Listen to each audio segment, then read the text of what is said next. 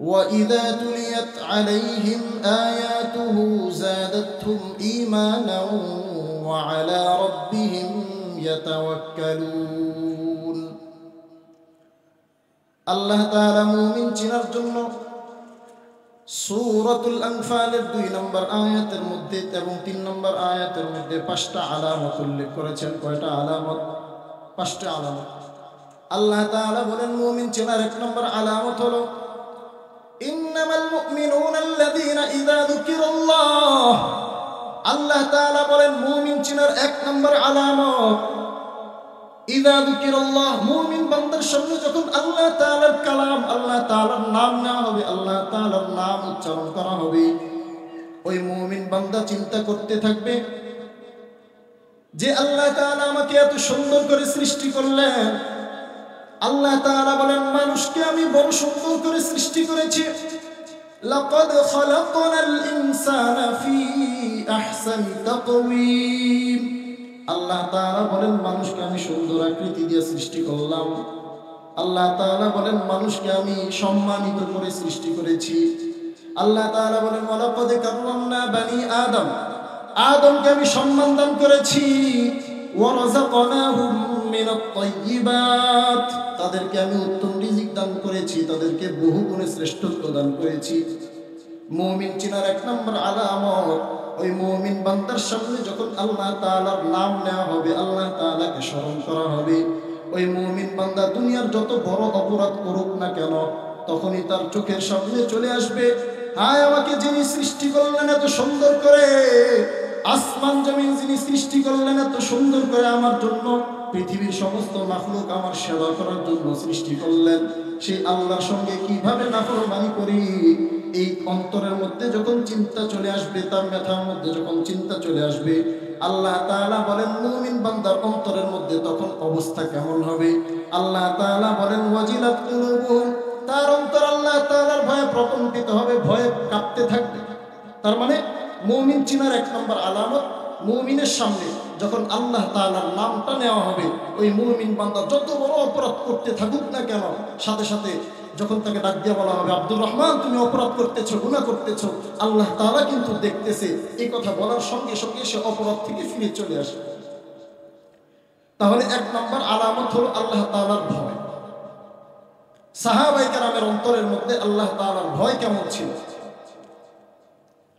খলিফাতুল মুসলিমিন হযরত ওমর ইবনুল খাত্তাব রাদিয়াল্লাহু আনহু ইশার নামাজের পরে বসে বসে রাষ্ট্রীয় কাজ করছেন। এমন সময় হঠাৎ এক ব্যক্তি এসে বলে, ও খলিফা, আপনার সঙ্গে আমার কিছু ব্যক্তিগত কথা আছে, ব্যক্তিগত পরামর্শ আছে। খলিফা যে বাতি জ্বালিয়ে কাজ করতেছিলেন ওই বাতিটা নিভাইয়া দিয়েছেন, আর একটা বাতি জ্বালাইছেন। ওই ব্যক্তি জিজ্ঞাসা করে, খলিফা কেন ওই বাতি নিভাইলেন, এই বাতি কেন জ্বালাইলেন? খলিফা ডাক দেয়া বলে, এতক্ষণ আমি রাষ্ট্রের কাজ করছিলাম রাষ্ট্রীয় বাতি জ্বালিয়ে, আবার যখন তুমি আমার কাছে এসে বললে আমার সঙ্গে ব্যক্তিগত কথা বলবা, ব্যক্তিগত পরামর্শ করবে, সঙ্গে সঙ্গে আমি রাষ্ট্রের বাতিটা নিভাইয়া আমার ব্যক্তিগত বাতি জ্বালাইয়া দিছি। বলে কারণ কি? কারণ কি? খলিফা ডাক দেয়া বলে, কিয়ামতের ময়দানে আল্লাহর কাঠগড়ায় আমাকে হিসাব দিতে হবে ব্যক্তিগত কাজের জন্য কেন রাষ্ট্রের বাতি ব্যবহার করলাম। দেখেন সাহাবায়ে কেরামের অন্তরের মধ্যে কি পরিমাণ আল্লাহর ভয় ছিল। ব্যক্তিগত কথা, মানুষ একজন রাষ্ট্রপ্রধানের সঙ্গে কতক্ষণ কথা বলে? অল্প সময় কথা বলে। ওই সময়টা রাষ্ট্রের বাতির অপচয় হবে, এর জন্য কিয়ামতের ময়দানে আল্লাহর কাঠগড়ায় তার হিসাব দেওয়া লাগবে। এই জন্য রাষ্ট্রের বাতিটা নিভাইয়া ব্যক্তিগত বাতি জ্বালাইয়া দিয়েছেন ব্যক্তিগত কথা বলার জন্য। আপনাদের কাছে একটা প্রশ্ন করি, আমাদের বর্তমান সমাজে বর্তমান যে অবস্থা চলতেছে, রাষ্ট্রের যেই পরিমাণ অপচয় আমরা করি রাষ্ট্রীয় সম্পদের, বিশেষ করে বিভিন্ন বাজেট যখন হয়, আমরা কি পরিমাণ লুটপাট করি আমাদের সমাজের মধ্যে। আমাদের অন্তরের মধ্যে আল্লাহর ওই ভয়টা নাই, যেই ভয় সাহাবায়ে কেরামের অন্তরের মধ্যে ছিল, যে আমি যে রাষ্ট্রের সম্পদ অপচয় করছি, রাষ্ট্রের সম্পদ মেরে দিচ্ছি, লুটপাট করছি, কিয়ামতের ময়দানে একদিন আমাকে আল্লাহর কাঠগড়ায় হিসাব দেওয়া লাগবে, এই ভয় আমাদের অন্তরের মধ্যে নাই। এই জন্য আমরা এগুলো করি।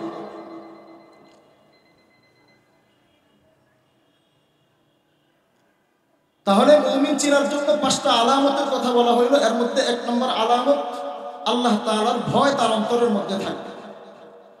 মুমিন চিনার 2 নম্বর আলামত আল্লাহ তাআলা বলেন ওয়া ইযা তুলিয়াত আলাইহিম আয়াতুহু যাদাতহুম ঈমানান ওয়া আলা রাব্বিহিম ইয়াতাওয়াক্কালুন। আল্লাহ তাআলা বলেন মুমিন চিনার 2 নম্বর আলামত হলো মুমিন বান্দার সামনে যখন কালামুল্লাহ তেলাওয়াত করা হবে, আল্লাহর কালাম তেলাওয়াত করা হবে, আয়াতগুলো তেলাওয়াত করা হবে, ওই মুমিন বান্দার ঈমান বাড়তে থাকবে। তাহলে তেলাওয়াত শুনলে কি বাড়ে? তেলাওয়াত শুনলে কি বাড়ে? ঈমান বাড়ে। ঈমান বাড়ানোর দরকার আছে না নাই? ঈমান বাড়ানোর দরকার আছে না নাই? তাহলে কালাম শুনলে যদি ঈমান বাড়ে, কালাম শিক্ষা দেওয়া হয় কোথায়? কথা বলেন। কালাম শিক্ষা দেওয়া হয় মাদ্রাসায়। সুতরাং বোঝা গেল আমাদের ঈমানের যদি হেফাজত করতে হয়, আমাদের ঈমানকে যদি বাড়াইতে হয়, আমাদের এই কোরআনের মাদ্রাসাগুলো টিকে থাকা দরকার আছে না নাই? ঈমান বাড়ে। কেউ যদি কোরআন তেলাওয়াত করে বুঝে অথবা না বুঝে, প্রত্যেকটা হরফের বিনিময়ে আল্লাহ তাআলা তার আমলনামায় 10টা নেকি দান করেন। সুবহানাল্লাহ বলেন না? তাহলে কোরআন তেলাওয়াতের মাধ্যমে মুমিন বান্দার ঈমান বাড়ে। তাহলে আমরা জানলাম মুমিনের 2 নম্বর গুণ হলো মুমিনের সামনে যখন কালামুল্লাহ তেলাওয়াত করা হবে, মুমিনের সামনে যখন কালাম পাঠ করা হবে, মুমিন যখন নিজে তেলাওয়াত করবে তার ঈমানটা কি করতে থাকবে ভাই? ঈমান বাড়তে থাকবে। কথা সংক্ষেপে বলা হচ্ছে মুমিন চিনার 3 নম্বর আলামত। মুমিন চিনার 3 নম্বর আলামত হলো ওয়া আলা রাব্বিহিম ইয়াতাওয়াক্কালুন। মুমিন সদা সর্বদা সব বিষয়ে কার উপর ভরসা করবে? কার উপরে? আল্লাহ তাআলার উপর ভরসা করবে। আপনি নৌপথে সফর করতেছেন, সেখানে হঠাৎ যখন ঝড় শুরু হয়ে গেল, খুব আল্লাহ আল্লাহ করতেছেন, যেই মাত্র ঝড় চলে গেল সঙ্গে সঙ্গে বলতেছেন যে আমাদের ড্রাইভারটা খুব ভালো ছিল। এরকম করি না আমরা? এরকম করি। তো দেখেন মুমিন সদা সর্বদা কার উপর ভরসা করবে? একমাত্র আল্লাহ তাআলার উপর ভরসা করবে। ইব্রাহিম নবী, যিনি তার গোটা জীবন পার করেছেন পরীক্ষার উপর দিয়ে, তিনিও সদা সর্বদা আল্লাহর উপর ভরসা করার কারণে সর্ব পরীক্ষার মধ্যে, সব পরীক্ষার মধ্যে 100% উত্তীর্ণ হয়েছিলেন। ইব্রাহিম নবীকে আল্লাহ তাআলা যেমন ইলম দান করেছিলেন তেমন হিকমত দান করেছিলেন। ইব্রাহিম নবীর মাথার মধ্যে আল্লাহ তাআলা দিয়ে দিলেন। ওই ইব্রাহিম নবী, কথা সংক্ষেপে বলছি, সময় নাই, আপনার বাবা এবং গোত্রের সবাইকে জিজ্ঞাসা করেন তারা কোন খোদার ইবাদত করে। ইব্রাহিম নবী যখন বাবাকে ডাক দিয়ে বলল ইয ক্বালা লি আবিহি ওয়া কওমিহি মাযা তা'বুদুন, ও বাবা, ও সম্প্রদায়, তোমরা কোন খোদার ইবাদত করো? ইব্রাহিম নবীর বাবা আযার বলে ওই যে মূর্তিগুলা বানায় রাখছি, মূর্তির ইবাদত করি। ইব্রাহিম নবী বলে না, যেই জিনিস যে বানায় সে তার কখনো খোদা হইতে পারে না। তাইলে তুমি মূর্তিগুলা বানাইছো, তোমার এই মূর্তিগুলা বানানোর কারণে তুমি হয়তো খোদা হবা। মূর্তিগুলা তোমার কিভাবে খোদা হয়? যে যাকে সৃষ্টি করে সে তার কি হয়? খোদা হয়। তাহলে মূর্তিগুলা তোমার কিভাবে খোদা হইল? কয় না, তোমার এই সমস্ত খোদা মানি না। কয় কারে খোদা মানো তাইলে? কয় নমরুদ আছে। নমরুদ কে? নমরুদ। নমরুদরে যখন দেখায় দিছে, কয় এরা তো আরো আগে মানি না। কয় কেন মানবা না? কয় আসমান দেখি সুন্দর, জমিন দেখি সুন্দর, পাহাড় সমুদ্র দেখি সুন্দর, তাহলে নমরুদের চেহারা এত কালো কেন? সে যদি এগুলো বানায় থাকে, সে যদি তার ক্ষমতার পাওয়ারে এই সমস্ত জিনিসগুলো বানায় থাকে, তাহলে তার চেহারাটা কেন সুন্দর বানাইতে পারলো না? তার মানে তাকেও খোদা মানা যাবে না। এই কথা যখন নমরুদের কানে গেছে, নমরুদ চিন্তা করছে ইব্রাহিমের জবানটা যদি বন্ধ করা না হয় তাহলে তো আমার বদনাম ছড়াইয়া দিবে। বদনাম ছড়াইয়া দিলে কেউ আমার আর খোদা মানবে না, কেউ আমার শাসন মেনে নিবে না। তাকে হয়তো বন্দি করতে হবে অথবা তাকে ফাঁসি দিয়ে হত্যা করতে হবে, এছাড়া কোনো সুরত নাই। কি করা যায়? পরামর্শক্রমে আগুনের কুণ্ডলী ধরানো হইল, সেখানে ইব্রাহিমকে নিক্ষেপ করা হবে। ইব্রাহিম সদা সর্বদা ভরসা করতেন কার উপরে? কথা বলেন। নমরুদ সমস্ত শক্তি ব্যয় করে আগুন যখন তৈরি করলো, ইব্রাহিম নবীকে সেখানে নিক্ষেপ করা হবে। ইব্রাহিম নবীকে যেই নিক্ষেপ করা হবে, আল্লাহ তাআলার ফেরেশতা দল সব আল্লাহর কাছে গিয়ে উপস্থিত। আল্লাহ আপনার খলিল কিন্তু আগুনের মধ্যে ফালাইতেছে, আমাদেরকে এখন অর্ডার দেন আপনার খলিলকে উদ্ধার করে নিয়ে আসবো, অথবা এমন ঝড় দিব আগুনের কুণ্ডলি নিবাইয়া দিব। আল্লাহ তাআলা ফেরেশতা দল পাঠাইয়া দিয়েছেন। ইব্রাহিম নবীর কাছে এসে ফেরেশতা দল বলল, খলিল আপনি আপনার কি সাহায্য লাগবে বলেন। খলিল বললেন, যে আল্লাহ আমাকে সৃষ্টি করেছেন তিনি কি ঘুমায়? হযরতে জিবরাইল আলাইহিস সালাম বলেন, লা তাখুযুহু সিনাতুন ওয়ালা নাওম। ওগো আল্লাহর খলিল, এমন একজনকে খোদা মেনেছেন তার কোনো ঘুম নাই। আল হাইয়ুল কাইয়ুম, যিনি সদা সর্বদা চিরঞ্জীব, তার কোনো মরণ নাই। আপনাকে দেখতেছেন, একটু পরে আপনাকে নিক্ষেপ করা হবে, তিনি সেটাও জানেন। যদি তিনি জেনেই থাকেন তোমাদের কারো সাহায্যের প্রয়োজন নাই, তোমরা চলে যাও। আমার আল্লাহ যিনি আমাকে, যাকে আমি খোদা মেনেছি, তিনি যদি দেখে থাকেন তিনি চাইলে সরাসরি আমাকে এখান থেকে উদ্ধার করতে পারেন। ভরসা কার উপরে? ভরসা কার উপরে? তৎকালীন সুপার পাওয়ার ছিল নমরুদ। সমস্ত শক্তি ব্যয় করে ইব্রাহিমকে দাবিয়ে দিতে চেয়েছিল, তার কণ্ঠ রুদ্ধ করতে চেয়েছিল আগুনের মধ্যে নিক্ষেপ করার মাধ্যমে। আজকেও আমাদের সমাজের মধ্যে এরকম নমরুদ আছে না নাই? আছে না নাই? যখন কোনো আলেম হক কথা বলে, যখন কোনো জনগণ ইসলামের কথা বলে, হক কথা বলে, তার জবানকে রুদ্ধ করে দেওয়ার জন্য বর্তমানেও নমরুদ আছে, ঠিক কিনা? দেখেন তখনকার সুপার পাওয়ার নমরুদ চেষ্টা করেছিল ইব্রাহিমকে থামিয়ে দেওয়ার জন্য, পারে নাই। খোদার কসম করে বলি, আজও যদি কোন সেই নমরুদের যোগ্য উত্তরসূরিরা চেষ্টা করে যে আলেমদের জবান বন্ধ করে দিবে, খোদার কসম তারাই দুনিশ্চিত হয়ে যাবে, আলেমদের একটা পশমও লড়তে পারবে না।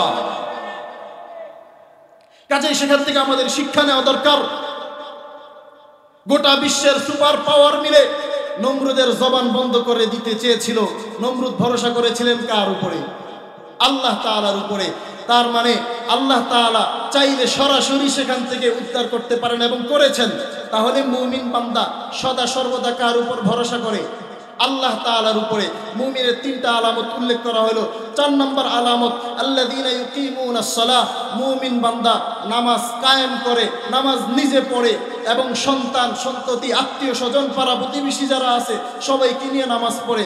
আজকে আমাদের সমাজের অবস্থা এমন হয়ে গেছে, সন্তানটা রাত 12টা 1টায় ঘুমাইছে, ফজরের সময় যদি ডাক দেই সন্তানের কষ্ট হবে, এই জন্য বাবা ডাক দেয় না, দাদা ডাক দেয় না, নানা ডাক দেয় না। খোদার কসম করে বলি, যে সন্তানের এতটুকু আরামের জন্য আপনি ডাক দিলেন না, কিয়ামতের ময়দানে আপনার এই সন্তান আপনার জন্য সুপারিশ করে জাহান্নামে নিয়ে যাবে। এই জন্য সাবধান। তাহলে মুমিনের 4 নম্বর আলামত, মুমিন সদা সর্বদা নামাজ কায়েম করবে, নামাজ নিজে পড়বে, সন্তানদেরকে নামাজ পড়াবে, আত্মীয় স্বজন সবাইকে নামাজের জন্য নিয়ে যাবে। আল্লাহ তাআলা দেখেন, ওয়া'মুর আহলাকা বিস-সালাতি ওয়াসতাবির আলাইহা লা নাসআলুকা রিজকা। আল্লাহ তাআলা নবীকে বলছেন, নবী আপনি নিজে নামাজ পড়েন, পরিবারকে নামাজের দাওয়াত দেন, তার উপরে আপনি অটল থাকেন। লা নাসআলুকা রিজকা, ও নবী আপনার কাছে তো আমি রিজিক চাই না, নাহনু নারযুকুকা, আমি আপনাকে রিজিক দেই। সুতরাং নামাজ পড়লে রিজিক দেন কে? রিজিক দেন কে? আল্লাহ তাআলা রিজিক দেন। মুমিনের 5 নম্বর আলামত হলো ওয়ামিম্মা রাযাকনাহুম ইউনফিকুন, মুমিন সদা সর্বদা আল্লাহর রাস্তায়, আল্লাহর দেওয়া জান মাল আল্লাহর রাস্তায় খরচ করবে। এই হলো বাবা মুমিনের 5টা আলামত। এই 5টা আলামত যার মধ্যে থাকবে তাদেরকেই লক্ষ্য করে আল্লাহ তাআলা বলছেন, ও ঈমানদার আমার জন্য 2টা কাজ করবি, আমি আল্লাহ তোর জন্য 3টা কাজ করার জন্য পাগল পারা হয়ে যাব। বলে 2টা কাজ কি? 1 নম্বরে আল্লাহ তাআলা বলছেন ইত্তাকুল্লাহ, আমি আল্লাহকে ভয় করো, ভয় করার মতো। যদি ভয় করতে পারো তাহলে 2 নম্বর কাজটা তোমার জন্য সহজ হয়ে যাবে। ওয়াকুলু কাওলান সাদীদা, সদা সদা সর্বদা সত্য কথা বলো, হক কথা বলো, হক কথার জন্য প্রয়োজনে জীবন দিয়ে দাও, জেল খাটো, যা হয় তা হবে, কিন্তু সদা সর্বদা হকের উপর থাকতে হবে। বান্দা মুমিনকে ডাক দিয়ে বলছেন 2টা কাজ যদি করতে পারো আমি আল্লাহ তোর জন্য 3টা কাজ করব। বলে 3টা কাজ কি? 1 নম্বর ইউসলিহ লাকুম আ'মালাকুম, তুই সারা জীবন আমল করবি, কিন্তু যদি আমি কবুল না করি এই আমলের কোনো লাভ নাই। তুই যদি আমার জন্য বান্দা দুইটা কাজ করো, আমি তোর ইউসলিহ লাকুম আমালাকুম, তোর আমলটা আমি কবুল করে নিব।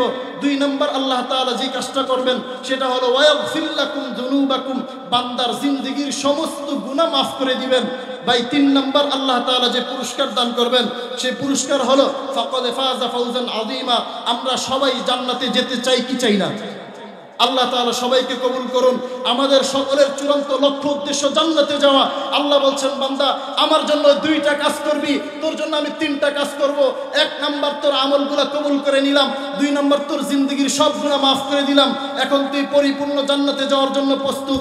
আল্লাহ বলছেন 3 নাম্বার আমার কাজ ফাকাদ ফাযা ফাওজান আযীমা, তোকে আমি সোজা জান্নাতের মধ্যে নিয়ে যাব। সুবহানাল্লাহ বলেন না? তাহলে আজকের এই সামান্য আলোচনা যে হলো, এখান থেকে বুঝার বিষয় কি? আমাদের জন্য কয়টা কাজ ভাই? 2টা কাজ। আমরা যদি 2টা কাজ করতে পারি, আল্লাহ তাআলা আমাদের জন্য 3টা কাজ করবেন। আল্লাহ তাআলা আমাদের সকলকে আল্লাহ তাআলার দেওয়া মানসা অনুযায়ী আল্লাহ তাআলার হক আদায় করে আমাদেরকে ইবাদত বন্দেগী করার তৌফিক দান করেন, তাকওয়া অর্জন করার তৌফিক দান করেন, সদা সর্বদা সত্যের উপরে হকের উপরে থাকার তৌফিক দান করেন। সকলে বলি আমিন। ওয়া আখিরু দাওয়ানা আলহামদুলিল্লাহি রাব্বিল আলামিন। আসসালামু আলাইকুম ওয়া রাহমাতুল্লাহ।